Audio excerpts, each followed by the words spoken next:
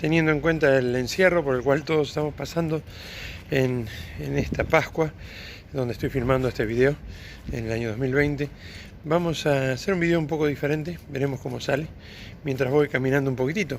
En este video vamos a hablar acerca de la definición de ética, la definición real de ética, que sería el centro de nuestra asignatura.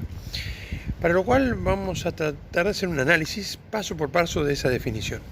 Decimos que la ética es la parte de la filosofía práctica que estudia los actos humanos según su moralidad en orden al fin último del hombre. Vamos a ir parte por parte. Primero, parte de la filosofía práctica.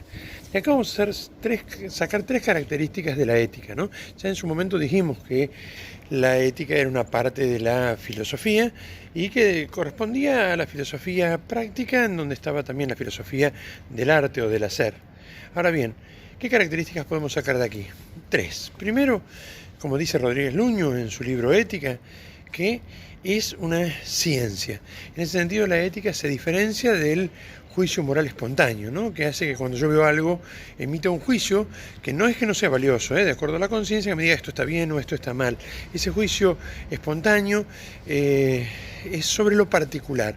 En cambio, la ciencia, la ética, como toda ciencia, versa sobre lo universal, que luego después se puede aplicar a lo particular, claro que sí. Por ejemplo, cuando decimos no matar, no robar, o es bueno ser justo, estamos hablando de cosas generales que después se aplican a lo particular. Pero en ese sentido es una ciencia y tiene que tener el rigor también de toda ciencia, en tanto que parte de la filosofía. Segundo, práctica. Por decir que es práctica, decimos que es una ciencia normativa.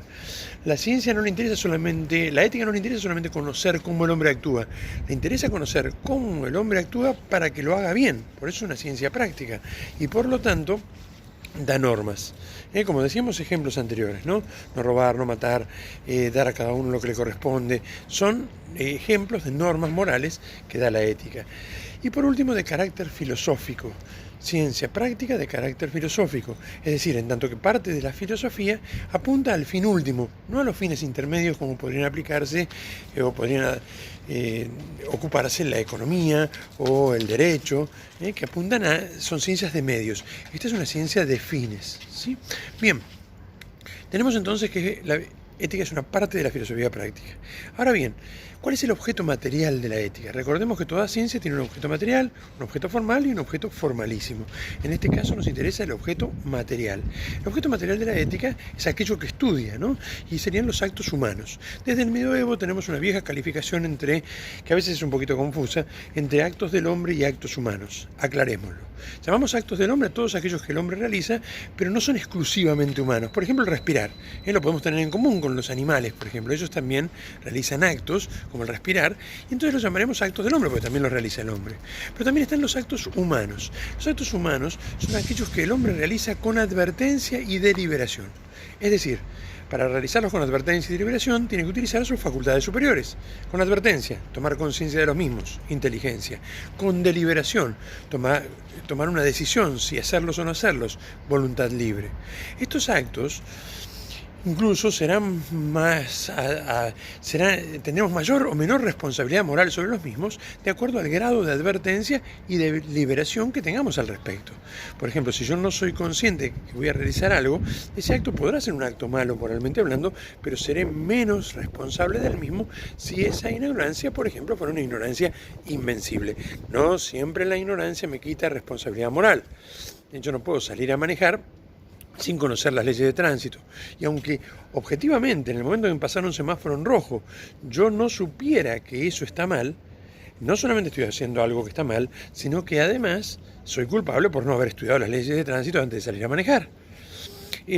Ahora, podría darse algún caso en donde yo realmente no pueda saber que lo que iba a hacer sea un mal. Me dan un paquete de una persona de confianza para otra persona, se lo doy y ese paquete tiene una bomba, ¿no? Es decir, un explosivo. Yo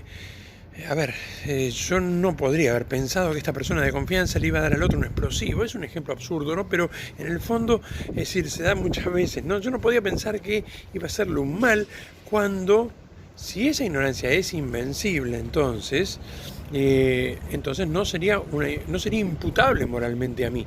Sin embargo, el acto obviamente es malo en sí. Lo mismo pasa también incluso en el terreno jurídico, dependiente también de la ética en algunos sentidos, ¿no? Ahora bien, tenemos entonces que tiene que haber advertencia y que una menor advertencia a veces disminuye la responsabilidad. Y tiene que haber también deliberación, libertad. Yo tengo que poder elegir.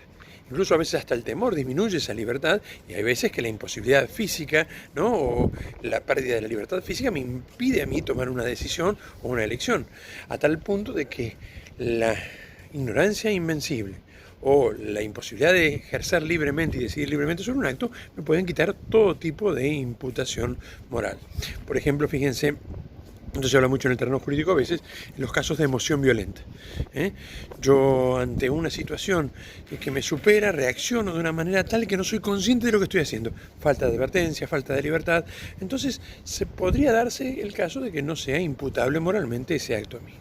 Pero si hay advertencia y hay deliberación, entonces sí, ese acto será moral o inmoral. O dicho de otra manera, ese acto será bueno o malo. ¿Por qué? Pues fíjense que la definición decía que es parte de la filosofía práctica que estudia los actos humanos según su moralidad, en orden al fin último del hombre. Todo eso, según su moralidad, en orden al fin último del hombre, corresponde con el objeto formal de la ética. O sea, no con el objeto material, sino con el objeto formal. Es decir, ¿qué estudiamos de los actos humanos? Cómo se comparte lo que uno tiene, cómo se roba, cómo se mata, cómo se ayuda al prójimo. No. Lo que estudiamos es cuándo estos actos son buenos o malos, moralmente hablando. No estamos hablando ahora ni del bien o mal físicos, ni del bien ontológico, y el mal ontológico no existía, sino del bien o mal moral. Cuando un acto que yo realizo es moralmente bueno y cuando no lo es. En ese sentido tengo que tener un criterio, ¿no? ¿Cuál es el criterio? Pues tengo que tener un criterio como para decir, bueno, a ver, ¿en función de qué juzgás?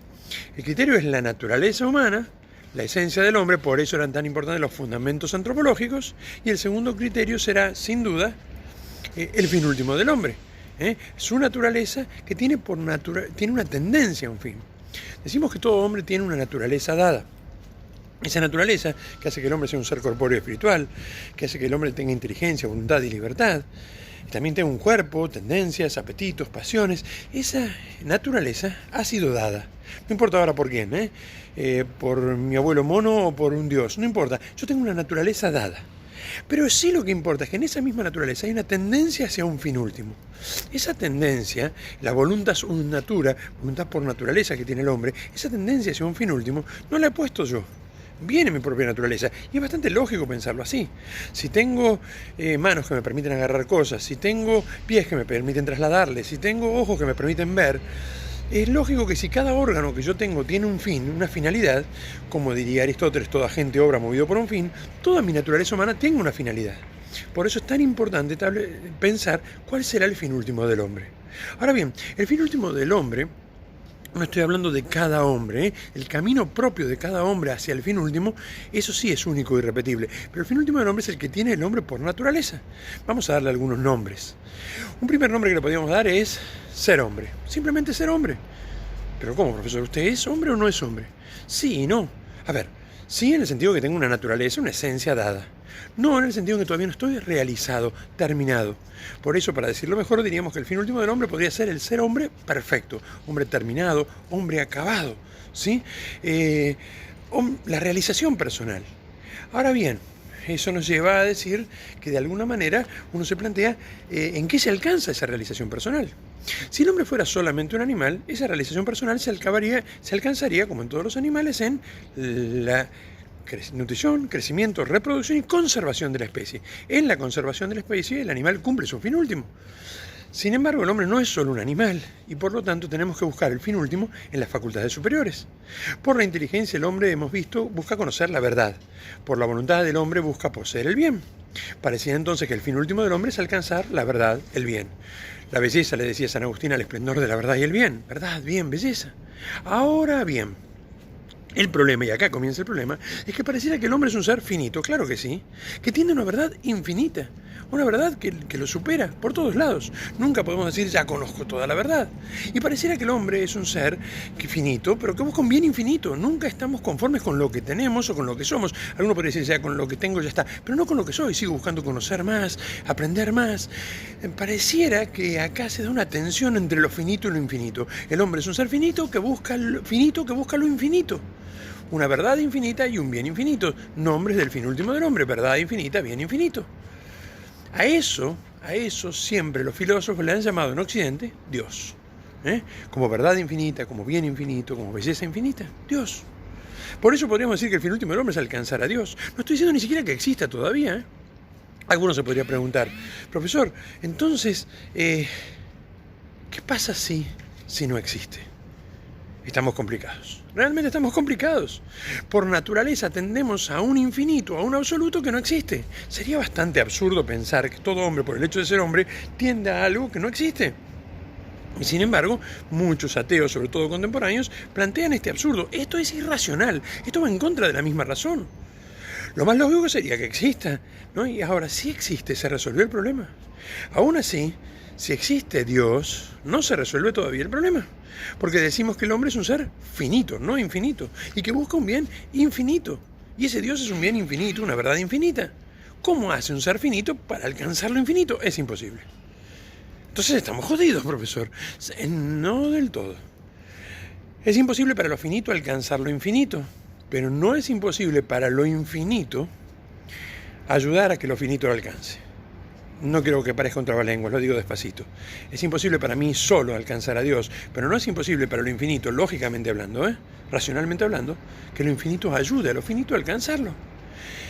Si ese infinito sale a mi encuentro y me tiende una mano y me dice, acá estoy, vení, yo te ayudo, la cosa cambia radicalmente. Sin embargo, todavía no hemos resuelto el problema de fondo. El fin último del hombre es alcanzar la verdad infinita, el bien infinito, ser hombre perfecto, o lo que subjetivamente llamamos felicidad. Esto se alcanza, decimos, en la posesión de Dios, en la visión de Dios, conocimiento de la verdad y en la posesión del bien infinito. Nada en esta vida pareciera saciarnos. Ningún bien pareciera que es eterno, salvo el bien infinito. Y por lo tanto, acá viene otro tema. Este fin último del hombre, el hombre no lo puede alcanzar en esta existencia. Tiene que ser allende a la muerte. Es cierto que ya Platón y muchos otros filósofos, siguiendo a Aristóteles, etcétera, etcétera, y Santo Tomás, han hablado de la inmortalidad del alma y de que el hombre es un ser trascendente, que va más allá de esta vida. Pero sigue habiendo un problema. Existe Dios, nos ayuda a alcanzarlo, lo alcanzaremos en el más allá, y sin embargo, ¿cómo algo finito puede alcanzar lo infinito? ¿Cómo algo finito, algo limitado, puede alcanzar ese fin ilimitado? Esto sigue siendo un gran misterio. Salvo para la ayuda de Dios.